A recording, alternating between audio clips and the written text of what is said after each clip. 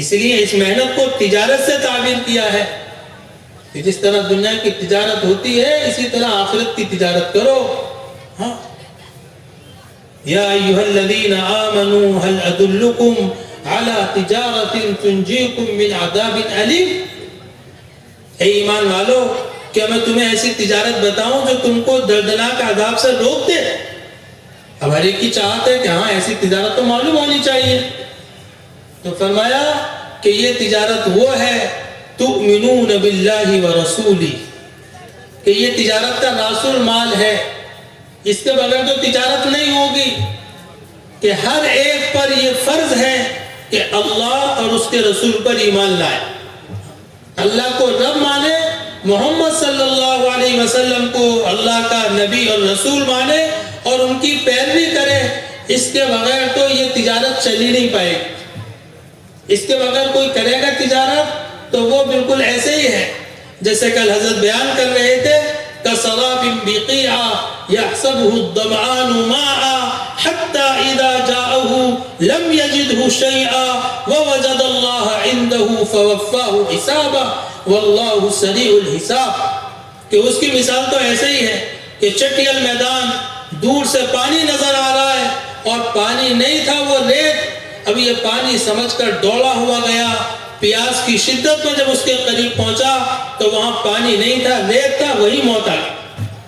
ہاں؟ تو وہ تو کسراب بقیع. اس تجارت کے لیے ایمان باللہ اور ایمان بالرسول شرط ہے، اس کے بغیر یہ تجارت نہیں چلے. تو پھر تجارت کیا ہے؟ وَتُجَاهِدُونَ فِي سَبِيلِ اللَّهِ بِأَمْوَالِكُمْ وَأَنفُسِكُمْ. تمہارے مال اور تمہاری جانیں یہ اللہ کے دین کو زندہ کرنے پر خرچ ہوں. یہ تجارت کہ تم اپنے مالوں سے اور اپنی جانوں سے اللہ کے قانون کو، اللہ کے دین کو، اللہ کی بندگی کو انسانیت میں زندہ کرو. یہ تجارت. اس تجارت سے کیا ہوگا؟ یغفر لکم ذنوبکم، تمہارے گناہ بخش دیے جائیں گے. جنت میں تمہارے محلات یعنی تیار کر دیے جائیں گے. اور جس چیز کو تم زیادہ پسند کرتے ہو کہ دنیا میں بھی مدد ہو، اللہ تعالیٰ وہ بھی کرے. کیونکہ انسان کے سامنے ابھی آخرت نہیں ہے تو وہ چاہتا ہے کہ دنیا میں بھی مدد ہو. اللہ نے فرمایا نصر من اللہ وفتح قریب، کہ اللہ کی مدد بھی ہوگی اور بہت جلدی تمہیں فتح بھی ملے. لیکن کب؟ یہ دو کام تم کو کرنے ہوں گے. اپنی زندگیوں کو ایمان اور عمل سے آراستہ کرنا ہو، اپنے اخلاق کو بہتر بنانا ہوگا، اپنے کردار کو اچھا بنانا ہوگا اور اللہ کی بندگی کو دنیا میں زندہ کرنے کی محنت کرنی. اسی لیے میرے دوست بزرگوں یہ ساری دنیا کے اندر دعوت کی مبارک محنت چل رہی ہے اور اس کا خلاصہ اور نچوڑ یہی، کیونکہ حقیقت یہ ہے کہ یہ دنیا رہنے کی جگہ نہیں ہے، یہ دنیا بسنے کی جگہ نہیں ہے. جس دن ہم اس دنیا میں آئے تھے آنے سے پہلے جانے کا فیصلہ کیا جا چکا ہے. حدیث کے اندر ہے کہ ماں کے پیٹ میں بچہ ہوتا ہے تو اس کی زندگی مقرر کر دی جاتی ہے اور جتنی زندگی اللہ نے مقرر کی ہے ایک سیکنڈ اس سے زیادہ دنیا میں رہ نہیں سکتا. سب چھوٹ جاتا ہے. اپنی آنکھوں سے دیکھتا ہے وہ چھوٹتا ہوا لیکن بے بس ہوتا ہے، کچھ کر نہیں سکتا. بڑے بڑے شہزادے جنہوں نے شہر آباد کیے تھے، بڑی بڑی عمارتیں بنائی تھیں، بڑی بڑی حکومتیں کی تھیں، کہاں ہیں؟ این ابناء الملوک. حضرت ابوبکر صدیق رضی اللہ عنہ نے خطبہ دیا، این ابناء الملوک، شہزادے کہاں ہیں؟ این الذین اثاروا الارض وعمروها، جنہوں نے بڑی بڑی زمینیں جوتی تھیں اور بڑی بڑی زمینوں کے مالک تھے، آج کہاں؟ ساروا ترابا ساروا رمیما نستی ذکرہم، سب مٹی میں مل گئے، ان کے تذکرے بلا دیے گئے، سب کی ہڈیاں چورا چورا ہو گئی، ان کا وجود ختم ہو گیا. تم سب کا وجود بھی ایک دن ختم ہو جائے. باقی کیا رہے گا؟ کہ جو کام کے لیے تم دنیا میں آئے ہو اس کام کو پورا کرتے جاؤ گے تو پھر ہر قدم پر تمہارے لیے آسانی ہو. ملک الموت آئیں گے وہ بھی تمہاری روح کو بڑی آسانی کے ساتھ نکالیں گے. ریحان کے گلدستے ہوں گے, جنت کا کفن لے کر آئیں گے, لوگ تمہاری موت پر رو رہے ہوں گے اور فرشتے خوشخبری سنا رہے ہوں. فرشتے خوشخبری سنا, اللہ تخافوا ولا تحزنوا, کہ تم ڈرو مت, تم غم مت کرو. وابشروا بالجنة التي كنتم توعدون, اب تو اس جنت کی خوشخبری سنو جس کا تم سے وعدہ کیا جاتا ہے. اللہ کے بندے تمہارے پاس آتے تھے اور سمجھاتے تھے کہ دیکھو دین پر چلو جنت ملے گی, ایمان اور عمل والی زندگی گزارو جنت ملے گی. آج تو اس وعدے کے پورا ہونے کا دن ہے, اس لیے ڈرنے کی اور غم کرنے کی ضرورت ہے. علماء نے لکھا ہے کہ ڈر جو ہوتا ہے تو وہ آئندہ میرے ساتھ کیا معاملہ ہوگا اس پر ڈر ہوتا ہے, اور جو چھوٹتا ہے اس پر غم ہوتا ہے. تو فرشتے چونکہ آخرت کا معاملہ زیادہ سخت ہے تو اس کے بارے میں تسلی دیں گے, اللہ تخافوا, جہاں تم جا رہے ہو اب ڈرنے کی ضرورت نہیں. ولا تحزنوا, جو چھوٹ رہا ہے غم مت کرو. وابشروا بالجنة التي كنتم توعدون, اس جنت کی خوشخبری سنو جس کا تم سے وعدہ کیا جاتا ہے. نحن اولیاؤکم فی الحیات الدنیا وفی الآخرہ, ہم دنیا میں بھی تمہارے ولی اور آخرت میں بھی تمہارے ولی. جس کو تمہارا دل چاہے گا جنت میں وہ سب عطا فرمائے. اب تمہارے ارمان ہم پورے کریں گے, اب تمہاری چاہتیں ہم پوری کریں گے. تم نے ہماری چاہت کو پورا کیا, اب ہم تمہاری چاہت پوری کریں. تم نے دنیا میں ہماری قدر کی, آج قیامت میں ہم تمہاری قدر کریں. میرے دوست بزرگوں, حقیقت میں ہم نے اللہ کی قدر نہیں کی جیسے اللہ کی قدر کرنے کا حق. ورنہ اللہ کی طاقت, اللہ کی قوت, اللہ کی قدرت, اللہ کی بادشاہت, اللہ کا امر اس ساری کائنات پر چلتا ہے. یہ جتنا اللہ کا غیر ہے اس کی مثال مکڑی کے جالے کی طرح ہے. پوری عمارت پہ جالا تن جاتا ہے, دیکھنے میں بہت بڑی عمارت لگتی ہے, تو اتنے بڑے بڑے جالے. اب چھوٹا سا بچہ اگر جھاڑو کی سینگ گھما دے تو پورا محل تباہ ہو جاتا ہے. تو دنیا اور دنیا کے اندر جتنی چیزیں ہیں, جتنی طاقتیں ہیں, یہ سب اللہ کے مقابلے میں مکڑی کے جالے کی طرح. وَإِنَّ أَوْهَنَ الْبُيُوتِ لَبَيْتُ الْعَنْكَبُوتِ, اور سب سے کمزور گھر جو ہوتا ہے وہ مکڑی کا گھر ہوتا ہے. تم نے دیکھا نہیں, تاریخ نہیں پڑھی, واقعات نہیں سنے, پچھلی قوموں کے حالات تمہارے سامنے نہیں آئے. أَلَمْ تَرَ كَيْفَ فَعْلَ رَبُّكَ بِعَادٍ, کہ قوم عاد کے ساتھ اللہ نے کیا کیا. جو من اشد منا قوہ کا دعویٰ کرتے تھے کہ ہم سے زیادہ طاقتور کون ہے, تم نے ان کا واقعہ نہیں سنا, تم نے ان کا تذکرہ نہیں سنا. ایسی قوم تو ہم نے پیدا بھی نہیں کی تھی, لیکن جب انہوں نے نافرمانی کی تو ہمارے عذاب کا کوڑا ان پر چلا, کوئی بھی باقی نہیں رہا. أَلَمْ تَرَ كَيْفَ فَعَلَ رَبُّكَ بِأَصْحَابِ الْفِيلِ, کیا تم نے دیکھا نہیں کہ ہاتھی والوں کے ساتھ اللہ نے کیا کیا. أَلَمْ يَجْعَلْ كَيْدَهُمْ فِي تَضْلِيلٍ, کہ ان کی تدبیروں کو, ان کی سازشوں کو ناکام نہیں کیا. تو اللہ تعالیٰ ہمیں دکھا رہے ہیں, اللہ تعالیٰ ہمیں ماضی یاد دلا رہے ہیں. یہ قرآن ایک سچی کتاب ہے, یہ قرآن ایک سچی تاریخ ہے. اس میں اللہ تعالیٰ نے ہمیں واقعات سنائے ہیں تاکہ ہمارے دل جم جائے, ہم مایوس نہ ہوں. انبیاء علیہ السلام پر بڑے بڑے سخت حالات آئے, لیکن حق دعوت لے کر آئے تھے, اللہ تعالیٰ نے ان کو کامیاب کیا. اور ان کے مقابلے پر جو بھی آیا کہ فرعون اپنی پوری طاقت کے ساتھ, اللہ نے اس کو ناکام کیا. ان فرعون علا فی الارض وجعل اہلہا شیعا یستضعف طائفة منہم یذبح ابناءہم ویستحیی نساءہم انہو کان من المفسدین. کہ فرعون نے زمین میں ظلم کیا, زیادتی کی, ناانصافی کی، ایک جماعت کو کمزور کر دیا، ان کے بچوں کو ذبح کرتا تھا، ان کی عورتوں کو زندہ چھوڑ دیا کرتا تھا۔ انہو کان من المفسدین، وہ دنیا میں فساد مچائے ہوئے تھا۔ وَنُرِيدُ أَن نَّمُنَّ عَلَى الَّذِينَ اسْتُضْعِفُوا فِي الْأَرْضِ وَنَجْعَلَهُمْ أَئِمَّةً وَنَجْعَلَهُمُ الْوَارِثِينَ، اور ہم یہ چاہتے تھے کہ کمزوروں پر احسان کریں، ہم یہ چاہتے تھے کہ کمزوروں کی مدد کریں، ہم یہ چاہتے تھے کہ اپنی زمین کا وارث ان کمزوروں کو بنائے، تو جو ہم نے چاہا وہ کر کے دکھلا دیا۔ فَنُرِيَ فِرْعَوْنَ وَهَامَانَ وَجُنُودَهُمَا مِنْهُمْ مَا كَانُوا يَحْذَرُونَ، کہ فرعون اور حامان اور ان کا لشکر جس چیز سے ڈر رہا تھا وہ چیز ہم نے ان کی آنکھوں کے سامنے کر کے دکھا۔ وہ اپنی کرسی بچانا چاہتے تھے، وہ اپنی بادشاہت بچانا چاہتے تھے، زمین پر ظلم کر رہے تھے، اپنی بادشاہت بچانے کے لیے اللہ تعالیٰ نے سمندر کے اندر اس کو غرق کر دیا۔ یہ کوئی من گھڑت واقعات نہیں ہے، ہاں یہ عبرت کے واقعات ہیں۔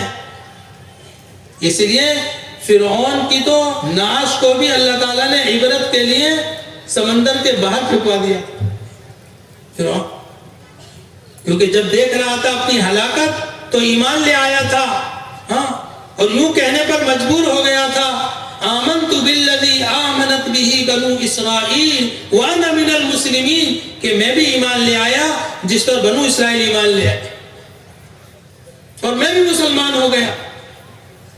اللہ نے کہا آن وقد عصیت من قبل، اب بات سمجھ میں آئی ہے، ساری زندگی نافرمانی کرتا رہا، فساد مچاتا رہا، آج ہم تیرے بدن کو نجات دیتے ہیں تاکہ بعد میں آنے والے لوگوں کے لیے تو عبرت کا نشان بن جائے۔ آج بھی تاریخی روایتیں اس بات کو بتاتی ہیں کہ اس کا جو جسم ہے وہ مصر کے عجائب گھر میں رکھا ہوا، بلکہ ہم دیکھ کر آئے تھے اس کی جو ممی تھی مصر کے اندر، تو اس کے اوپر یہ آیت بھی لکھی ہوئی ہے، وہ نیچے شیشے کی اس کے اندر اس کی باڈی ہے اور اوپر فریم کے اندر یہ آیت لکھی ہوئی ہے، فَالْيَوْمَ نُنَجِّيكَ بِبَدَنِكَ لِتَكُونَ لِمَنْ خَلْفَكَ آيَةً وَإِنَّ كَثِيرًا مِّنَ النَّاسِ عَنْ آيَاتِنَا لَغَافِلُونَ، کہ آج ہم تیرے بدن کو، تیرے جسم کو نجات دیتے ہیں تاکہ بعد میں آنے والے لوگوں کے لیے تو عبرت کا نشان بن جائے۔ بہت سے لوگ ہماری آیتوں سے اعراض کرتے ہیں، ہماری نشانیوں سے غافل ہیں۔ یہ بھی ہماری نشانی ہے کہ دیکھو اتنے بڑے ملک کا بادشاہ اور آج کس حال کے اندر پڑا ہو۔ سقارہ فرعون کے نام سے فرعون کے کھنڈرات آج محفوظ ہیں مصر کے اندر، کہ دنیا میں طاقت اور قوت اور قدرت اور بادشاہت صرف اللہ کی۔ الا لہ الخلق والامر، الا لہ الخلق والامر، مخلوق میں سب اللہ کی، اور اس مخلوق پر جو حکم چلتا ہے وہ بھی صرف اللہ کا چلتا ہے۔ تو اس لیے ہم اپنے دین پر واپس آئے، ہم اپنی ذمہ داری کو پورا کریں، یہ ہمارا دین ہے، ہاں یہ ہمارا مذہب ہے کہ ہم اللہ کو رب مانیں گے اور اللہ کی ربوبیت کو ساری دنیا کے اندر زندہ کریں۔ اب آپ ہی بتائیے کہ اللہ کے علاوہ کوئی خالق ہو سکتا ہے؟ اللہ کے علاوہ کوئی رازق ہو سکتا ہے؟ کتنی مخلوق بے زبان ہے، ان کو کون کھلاتا ہے؟ سمندروں کے اندر، فضاؤں کے اندر، جنگلوں کے اندر، وَكَأَيٍّ مِّن دَابَّةٍ لَّا تَحْمِلُ رِزْقَهَا اللَّهُ يَرْزُقُهَا وَإِيَّاكُمْ، کتنے ہی چوپائے ایسے ہیں جو اپنی روزی اٹھائے نہیں پھرتے، اللہ ان کو بھی روزی دیتا ہے اور اللہ تم کو بھی روزی دیتا ہے۔ وَهُوَ السَّمِيعُ الْعَلِيمُ، وہ سننے والا، جاننے والا۔ اس اللہ سے ہم اپنا تعلق مضبوط کریں، اس اللہ کی بندگی کریں، اس اللہ کے قانون پر چلیں۔ اور اللہ کا قانون کہاں ہے؟ اللہ نے قیامت تک کے لیے محفوظ کر دیا،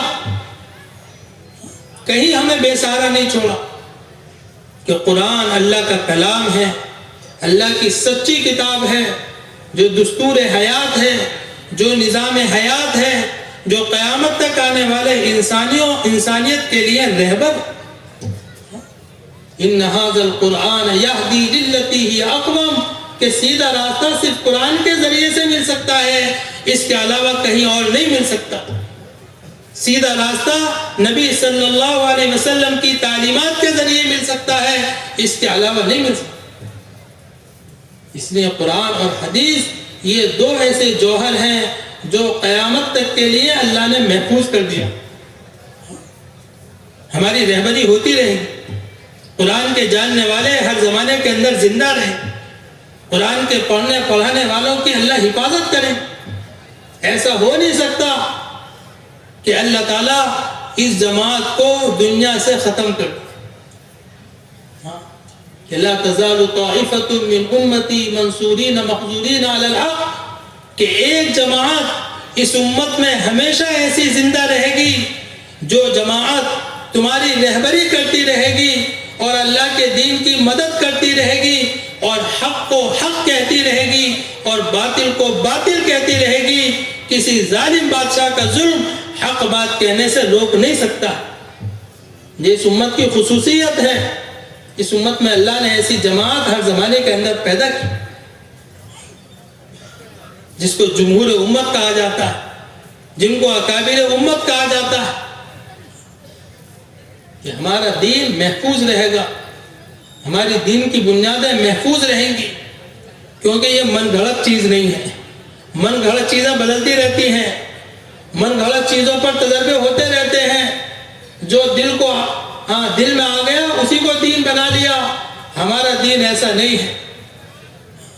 ہمارا رب ایک، ہماری کتاب ایک، ہمارے نبی ایک، ہماری شریعت ایک اور ہم سب ایک. ان هذه امتکم امۃ واحدہ وانا ربکم فاعبدون، کہ تمہارا طریقہ، تمہارا دین، تمہاری امت یہ ایک ہی ہے کہ میں تم سب کا رب ہوں، تم میری عبادت کرو. یہ تو ٹکڑے ٹکڑے تو لوگوں نے خود کر لیے ہیں. فتقطعوا امرهم بینہم، کہ اپنے دین کو آپس میں ہم نے خود ٹکڑے کر لیا. کچھ علاقوں میں بٹ گئے، کچھ فرقوں میں بٹ گئے، کچھ جماعتوں میں بٹ گئے. ورنہ تو دین تو اتنا واضح ہے کہ اس کی جو پیچیدہ باتیں ہیں وہ بھی روز روشن کی طرح آیا ہے. لیلھا کنہارھا، اللہ کے رسول صلی اللہ علیہ وسلم حق کا معیار بتا کر گئے ہیں. وہ کیا معیار ہے؟ آپ نے فرمایا ما انا علیہ واصحابی، جس شریعت پر، جس قانون پر، جس راستے پر میں چلا ہوں اور میرے صحابہ چلے ہیں، یہ قیامت تک کے لیے تمہارے لیے راہ عمل. کہیں کنفیوژن نہیں ہے. یہ جتنا شک شبہ ہوتا ہے یہ سب ہمارے دل دماغ میں ہوتا ہے. ہمارے نظریات اور ہماری سوچیں مختلف ہو جاتی ہیں. اس لیے تو کہا گیا فَإِن تَنَازَعْتُمْ فِي شَيْءٍ فَرُدُّوهُ إِلَى اللَّهِ وَالرَّسُولِ إِن كُنتُمْ تُؤْمِنُونَ بِاللَّهِ وَالْيَوْمِ الْآخِرِ ذَلِكَ خَيْرٌ وَأَحْسَنُ تَأْوِيلًا. اگر تمہیں کسی چیز میں ڈاؤٹ لگے، کسی چیز میں شک ہو، کسی چیز میں تم اختلاف کرو، تو اس کو اللہ اور اس کے رسول کی طرف لوٹا دو. جب اللہ رسول کی طرف لوٹاؤ گے تو پورا رزلٹ صاف طریقے سے تمہارے سامنے آ جائے. احسن تعویلا، انجام کے اعتبار سے بہتری ملے. اب اللہ رسول کی طرف لوٹانے کا مطلب کیا ہے؟ اللہ رسول کی طرف لوٹانے کا مطلب ہے اللہ کی کتاب کی طرف اور نبی کی تعلیمات کی طرف. کہ اللہ کی کتاب بھی محفوظ ہے اور نبی کی تعلیمات بھی محفوظ. اللہ تعالیٰ نے دونوں کی حفاظت کا ذمہ لیا. وَأَنزَلْنَا إِلَيْكَ الذِّكْرَ لِتُبَيِّنَ لِلنَّاسِ مَا نُزِّلَ إِلَيْهِمْ وَلَعَلَّهُمْ يَتَفَكَّرُونَ. اے نبی، یہ قرآن ہم نے آپ پر اس لیے نازل کیا تاکہ آپ انسانیت کے لیے واضح کریں. تو اللہ کے رسول صلی اللہ علیہ وسلم قرآن کے شارح ہیں، قرآن کے مفسر ہیں، قرآن کی عملی تفسیر ہیں. آپ کی زندگی قرآن کا عملی نمونہ ہے، آپ کی زندگی قرآن کا عملی مجسمہ ہے. تو کوئی بھی بات ہماری سمجھ میں نہ آئے تو اللہ اور اس کے رسول کی طرف لوٹاؤ۔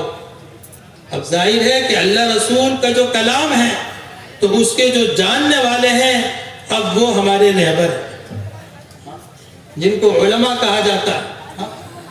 ان مثل العلماء کمثل النجوم فی السماء، علماء کی مثال ایسے ہے جیسے آسمان میں ستارے ہوتے ہیں۔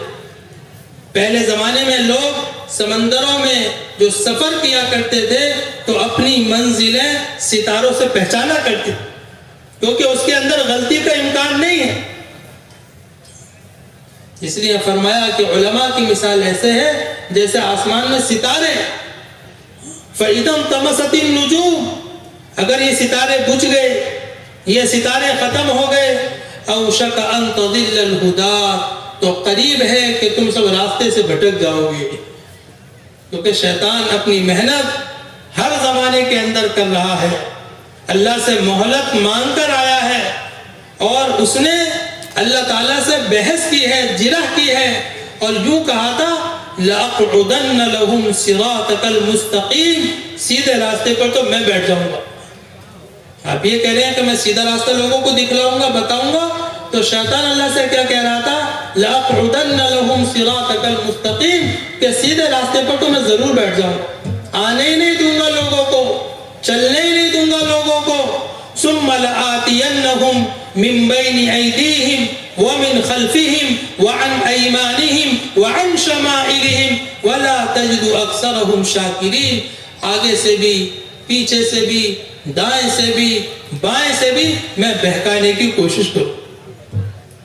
تو بھئی شیطان تو اپنا کام کر رہا ہے۔ نفس اور شیطان کے شرور سے بچنے کا راستہ یہ ہے کہ ہم اپنے آپ کو قرآن اور حدیث کے حوالے کریں، یہی بچنے کا راستہ۔ اگر ہم اپنی عقلوں سے اور اپنی سمجھ سے کسی چیز کو سمجھیں گے تو گمراہی کا شکار ہو جائیں، کیونکہ دین جو ہے یہ عقل سے سمجھنے کی چیز نہیں ہے، یہ تو نقل پر ایمان لانا کہ جو اللہ اور اس کے رسول نے کہہ دیا وہ برحق ہے۔ اس لیے میرے دوست بزرگوں، ہم سب کی حفاظت اسی میں ہے کہ ایک تو ہم سب اپنے مقصد پر آئیں۔ پہلی بات تو یہ ہے کہ ہمارا مقصد اللہ کی بندگی کرنا، اللہ کی بندگی کو زندہ کرنا۔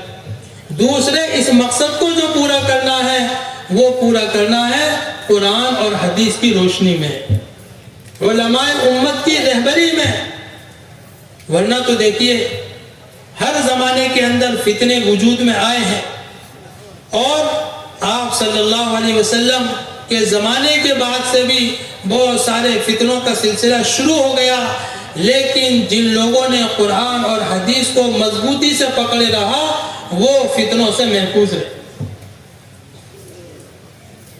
اللہ کے رسول صلی اللہ علیہ وسلم نے فرمایا ترکت فیکم امرین، کہ میں تم میں دو چیزیں چھوڑ کر جا رہا ہوں، لن تضلوا ما تمسکتم بہما، تم ہرگز گمراہ نہیں ہوں گے جب تک ان دو چیزوں کو مضبوطی سے پکڑے رہو۔ کیا چھوڑ کر گئے بھائی؟ ارے کسی امیر صاحب کو چھوڑ کر گئے؟ کتاب اللہ و سنت رسول، یہ چیزیں چھوڑ کر گئے، ایک اللہ کی کتاب اور دوسرے اس کے نبی کی سنت، اور پھر اس کتاب ہدایت اور سنت رسول کو اپنانے والے صحابہ کی جماعت کو بھی گویا کہ ہمارے لیے نمونہ بنایا، جنہوں نے کہہ کر نہیں بلکہ کر کے دکھلایا۔ اس لیے کہتے ہیں کہ حضرات صحابہ کا جو مقام ہے، قیامت تک آنے والا کوئی محدث، مفسر، فقیہ، عالم، قطب، ابدال ادنا درجے کے صحابی کو نہیں پہنچ سکتا ہے۔ کیوں نہیں پہنچ سکتا ہے؟ کیونکہ ان کے قلوب کی جو صفائی ہوئی ہے وہ شعاع نبوت سے ہوئی ہے۔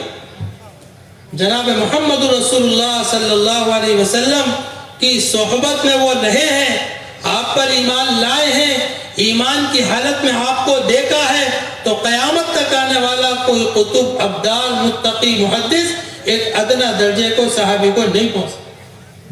یہ وہ مبارک جماعت ہے جنہوں نے اپنی زندگی کا مقصد دین کو بنایا تھا، جنہوں نے اپنی زندگی کا مقصد آخرت کو بنایا تھا۔ دنیا تو جب ان کے قدموں پر آئی تو ٹھوکر مار دی کہ انما ہممنا الآخرہ لیست ہممنا الدنیا، ہم آخرت چاہتے ہیں، ہم دنیا نہیں چاہتے، ہم آخرت چاہتے ہیں۔ نہ ہمیں عزت چاہیے، نہ ہمیں مقام چاہیے، نہ ہمیں مرتبے چاہیے، نہ ہمیں بادشاہت چاہیے، بلکہ جب خلافت راشدہ کا زمانہ آیا، حضرت ابو بکر رضی اللہ عنہ کو امیر بنایا تو خطبے میں یہ کہہ رہے تھے کہ میں اس کا اہل نہیں تھا، لوگوں نے مجھے طے کر دیا، تم میں سے کوئی آئے اور یہ ذمہ داری مجھ سے واپس لے۔ یہ حضرت ابو بکر رضی اللہ عنہ کا خطبے میں یہ ارشاد موجود ہے کہ 15 نمازیں پڑھائی تھی، اس کے بعد رونے لگے، فرمانے لگے میں تو اس کا اہل ہی نہیں ہوں، تم میں سے کوئی آئے اور اس ذمہ داری کو قبول کر۔ آپ کی بیٹی رونے لگی کہ میرے ابا تو بڑے رقیق القلب ہیں، یہ ذمہ داری نہیں سنبھال پائے، کیونکہ صحابہ جانتے تھے کہ یہ خلافت، امارت، یہ کوئی پوزیشن نہیں ہے، یہ ذمہ داری۔ حضرت عمر رضی اللہ عنہ کی جب وفات کا وقت قریب آیا، کسی نے کہا کہ آپ اپنے بیٹے ابن عمر کو امیر بنا دیجئے، تو کیا ارشاد فرمایا؟ یوں فرمایا کہ خطاب کے خاندان کے ایک فرد کے گلے میں یہ پھندا پھنسا رہا، اب میں نہیں چاہتا کہ میری اولاد کے گلے میں یہ پھندا ڈالا جائے۔ یہ سب چیزیں موجود ہیں، یہ سب سیرت میں موجود ہیں۔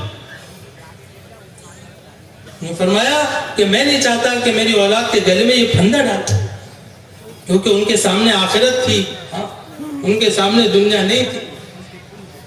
خالد بن ولید رضی اللہ عنہ کو بھرے مجمع میں امارت سے معزول کیا گیا تو فرمایا کہ علی الراس والعین، میں تو اللہ کے لیے کام کر رہا تھا، اب تک امیر بن کر کام کر رہا ہوں، اب مامور بن کر کام کروں گا، اصل تو اللہ کے دین کی محنت، یہ چیزیں ان کے اندر تھی نہیں، اس کو تو دنیا کہتے ہیں۔ ان کی زندگی تواضع سے بھری ہوئی تھی، ان کی زندگی عاجزی انکساری سے بھری ہوئی تھی، ان کے دلوں میں اللہ کا خوف تھا۔ کہ جب حضرت ابو بکر رضی اللہ عنہ خلیفہ بنے تو مدینے میں کچھ گھرانوں میں بچیاں رونے لگی، وہ یتیم تھی، ان کے سر سے شفقت پدری اٹھ چکا تھا۔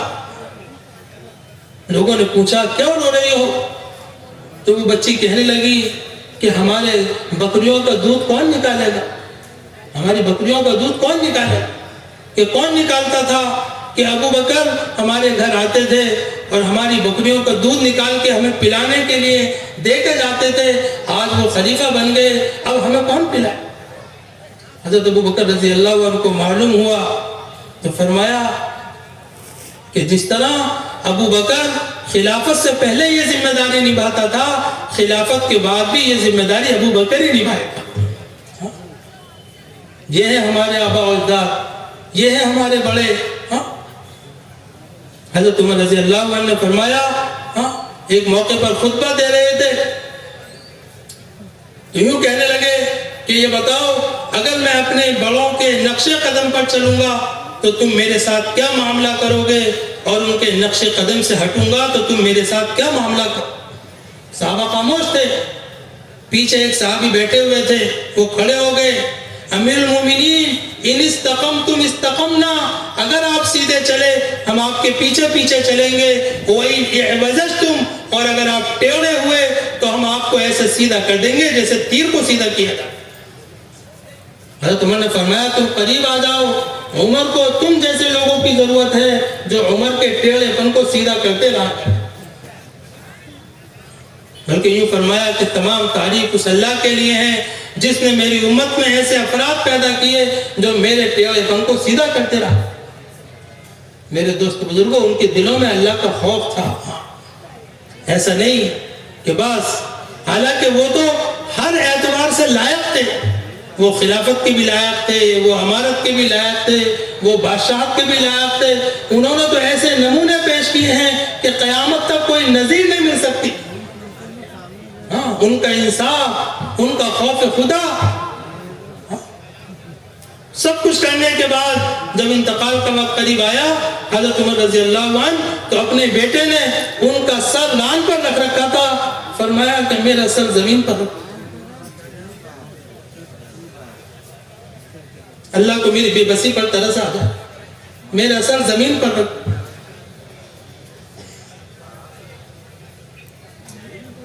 ان کو نمونہ بنایا ہے. یہ اپنی زندگی کے مقصد کو پورا کرنے والے تھے.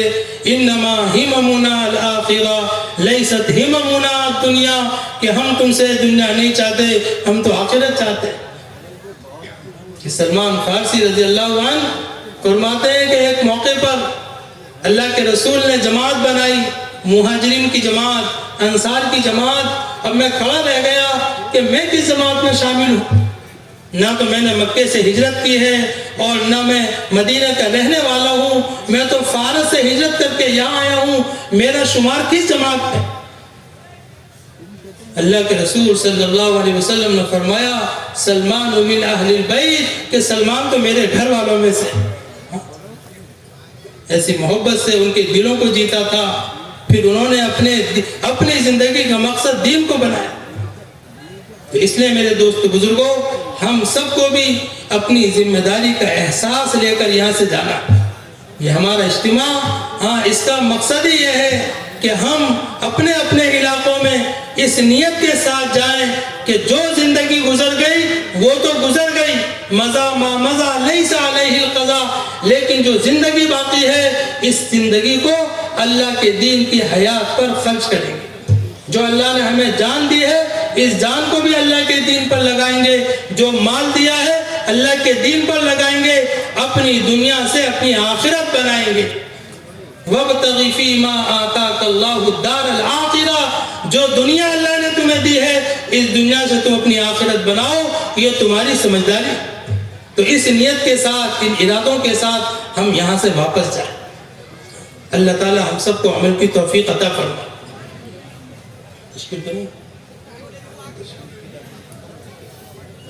تو بھئی باقی یہ ہے کہ سب نیت ارادے کریں کہ انشاءاللہ ہم دین کی محنت کے لیے اللہ کے راستے میں نکلیں گے.